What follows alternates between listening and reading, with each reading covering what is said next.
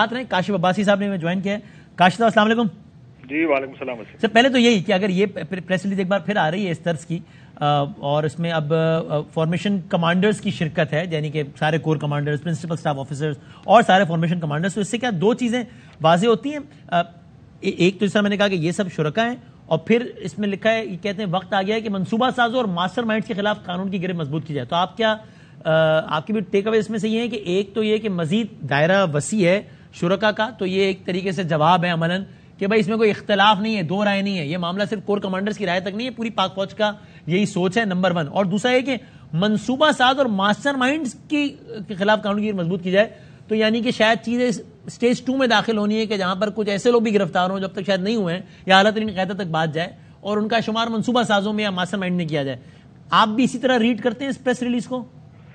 جی میرا خیال ہے وسیم پریس ریلیز تو بڑی کلیئر ہے اور اسی طرح ریڈ کیا جا سکتا ہے. اس کو ریڈ تو بڑی طریقوں سے کیا جا سکتا ہے. ظاہر ہے ہر چیز کے اندر آپ ڈفرینٹ ایلیمنٹس دیکھ لیتے ہیں, دیکھتے ہیں کہ اس میں کیا لائن, کیا جو پیراگراف ہے وہ کیا کہہ رہے ہیں, لیکن ایک جو لارجر میسج اس میں یہی ہے کہ جو واقعات 9 مئی کو ہوئے وہ انفرگیویبل ہیں, اور جو اس میں ملوث ہیں,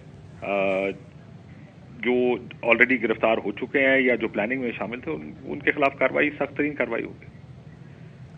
سو یہ میں نے مہر سے بھی سوال پوچھا تھا, آپ بتائیے آپ کے خیال میں will you be surprised, let me repeat the same question, اگر یہ دائرہ بڑھتے ہوئے اسی تناظر میں کوئی اور کیس کا نہیں کر رہا 190 ملین پاؤنڈ, یہ وہ نہیں, اسی تناظر میں اگر یہ دائرہ بڑھتے ہوئے چیئرمین پی ٹی آئی تک جائے تو ول یو بی سرپرائزڈ؟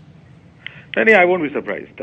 دیکھیں آپ بہت سی چیزوں کے حالات بھی دیکھ رہے ہوتے ہیں, ہم لارجر پکچر بھی دیکھ رہے ہیں, پالیٹکس بھی دیکھ رہے ہیں. ظاہر ہے 9 مئی کے واقعات بھی اس لارجر پالیٹکس کے اندر ایک بڑا ٹرننگ پوائنٹ ثابت ہوں گے تحریک انصاف کے لیے, جو کہ ابھی تک نظر آ رہا ہے. ابھی 8 مئی کو ملک کی صورتحال کچھ اور تھی, 9 مئی کے بعد ملک کی سیاسی صورتحال یہ اکثر بدل گئی ہے, اور ظاہر ہے 9 مئی کے واقعے کے بعد, جیسے ابھی آپ تھوڑی دیر پہلے بات کر رہے تھے کہ تھوڑی جو مس ہینڈلنگ 9 مئی ہوئی اور جو 9 مئی کے بعد کی مس ہینڈلنگ ہوئی, yes.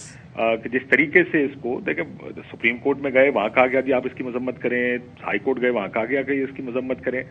سو مجھے لگتا ہے کہ کئی بہت سی ریلکٹنس میں نے دیکھی کہ yes. شاید گریوٹی نہیں سمجھ پائے کہ 9 مئی کے جو آپ نے جو واقعات کور کمانڈر کے گھر کے اندر گھس کے یا جو جی ایچ کیو کے گیٹ یا دوسری املاک کو نقصان پہنچایا گیا. لیکن these are serious things that happen on 9th of May. Politics کے اوپر آپ کسی چیز سے اگری کرتے ہیں, کسی چیز سے ڈس اگری کرتے ہیں, لیکن حالات اور جو واقعہ ہوتا ہے نا, جو فیکٹ ہوتا ہے, فیکٹ کے اوپر فیکٹ تو فیکٹ ہے. فیکٹ یہ ہے کہ اگر آپ اس طرح کا کسی کے گھر کو بھی دیکھیں گے, چاہے وہ کسی سیاستدان کا گھر ہو, آپ کھڑے ہو کے مذمت کریں گے, یہ ٹھیک نہیں ہے. This is not something that should be done just because you have political grievances. آپ کسی کے گھر میں گھس کے اس کو آگ لگا دیں, کسی چیز کو وہاں گھس کے توڑ پھوڑ کریں, یہ کسی کے, دیکھیں ہم ایک بڑی پولرائزڈ پولیٹیکل سوسائٹی میں رہتے ہیں جس میں غصہ زیادہ ہے اور وہ جو کامن گراؤنڈ ہوتا ہے وہ بہت کم ہے ہماری سوسائٹی میں. ہماری سوسائٹی میں ایکسٹریم پوزیشن ہے ساروں کی, اور سب نے وہ ایکسٹریم پوزیشن لی ہوئی ہیں. اس ماحول میں کچھ چیزوں کو سب کے لیے ریڈ لائن ہونا چاہیے. یہ کسی کے گھر میں گھسنا, کسی پالیٹیشین کے گھر ہو, سیاسی یہ سرکاری املاک ہو, اندر گھس کے اس طرح, this should be a red line for ایوری بڈی. دیٹ I'd say کہ جو ٹیمپریچر تھا 10 and does it surprise you Kashif صاحب کہ مطلب یہ جب ہو بھی گیا 9 مئی ہو بھی گیا, جس طرح ہم سب کہہ رہے ہیں, اور ساری ریکارڈ کی بات ہے نا, اس کے فوری بعد بھی اس کی دو ٹوک مذمت نہیں آئی. تبھی جب فواد صاحب پہلی مرتبہ کورٹ سے نکلے, انہوں نے دو ٹوک مذمت کی, تو اٹ بیکیم ہیڈ لائن, ارے مذمت کر دی پی ٹی آئی کے بندے نے, ارے کہہ دیا بہت ہی برا. تو ڈز اٹ سرپرائز یو کہ یہ ہو جانے کے بعد بھی ریڈ نہیں کر پائے کہ یار اچھا اب تو ہو گیا, جو نہیں ہونا چاہیے ہو گیا ہے, اب تو فوراً ڈیمیج کنٹرول کرو. اس کے بعد بھی شاید وہ اس امپریشن میں رہے کہ دوسری سائڈ پریشر میں آ جائے گی اس کی وجہ سے, یا وہ اس امپریشن میں رہے کہ یار مذمت اس لیے نہیں کرو کہ چیئرمین ناراض ہو جائیں گے, یا کیا مطلب یہ زیادہ حیران کن نہیں ہے کہ ہو بھی گیا اس کے بعد بھی فوراً اندازہ نہیں ہوا کہ یار یہ غلط ہو گیا, اس کو ڈیمیج کنٹرول کرو پولیٹیکلی اسپیکنگ.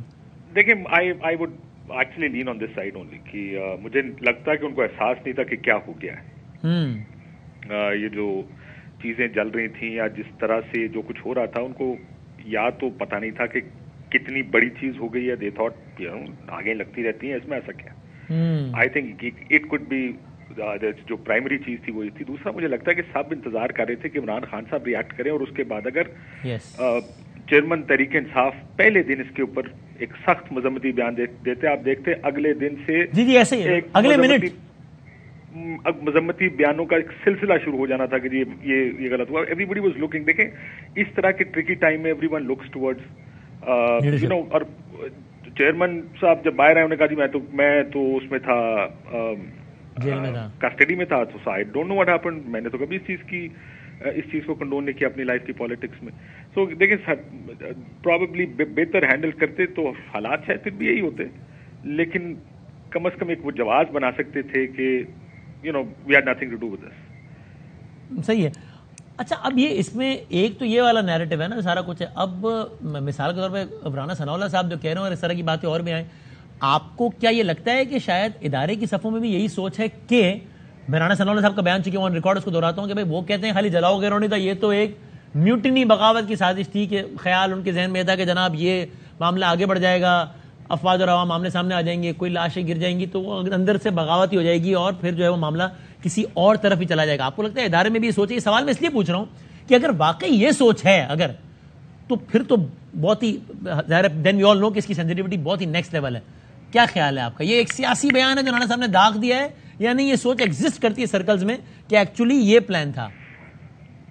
देखिए, let me tell you very honestly, मैं जितने लोग तहरीक इंसाफ छोड़ के आ गए हैं, बहुत से लोगों से मेरी मुलाकात हुई है जो सेंट्रल लीडरशिप है, जो इस तरह की डिसीजन मेकिंग का हिस्सा है, और मैंने बहुत सी ग्रीवेंसेस सुनी है इन लोगों की। आई एम श्योर आपने भी सुनी होगी। जी हाँ। जो गुस्सा उनका पार्टी लीडरशिप की decision making, not particular incident, मैं इस इंसिडेंट की बात सॉरी, मीनवाइल हमें मेजर रिटायर्ड एजाज अमान साहब ने ज्वाइन किया। सर वेलकम, मैं आपसे लेता हूं सवाल, काश आप पहले कंप्लीट कर लें फिर मैं जी कह रहा हूं कि जो अब बहुत खुल के ग्रीवेंसेस सामने आ रहे हैं कि डिसीजन मेकिंग इस तरह नहीं हुई, उस तरह नहीं हुई।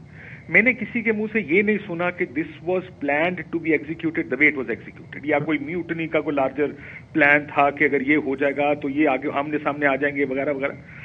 I have not heard it personally from anybody. मैंने किसी के मुंह से ये नहीं सुना कि this was exactly the plan कि कोई म्यूटनी करा दी जाए। अमूमन ग्रीवेंस के अंदर जब आप गुस्सा है, पार्टी छोड़ आए हैं, बहुत से लोग तो दूसरी पार्टियां ज्वाइन कर गए। तो वो लोग अब अगर बाहर निकलते और कोई अमूमन प्राइवेट महफिलों में जिसमें आप 1-on-1 बैठे हैं, आपने फोन भी कहीं छुपा के साइड पे रखे हुए हैं और अब खुल के बात कर रहे हैं, तो मुझे लगता है कि उसमें कहीं ना कहीं ये बात किसी को करनी चाहिए थी। हम तो समझाते रहे, ये देखे ना ये प्लान ठीक नहीं है, लेकिन ये प्लान इस तरह एग्जीक्यूट कर दिया। मैंने कम से कम उन तमाम लोगों से मुलाकातों में जिनसे मेरी मुलाकात इस तरह की कोई चीज सुनी नहीं। बिल्कुल सही, बिल्कुल सही। अगर प्लीज साथ में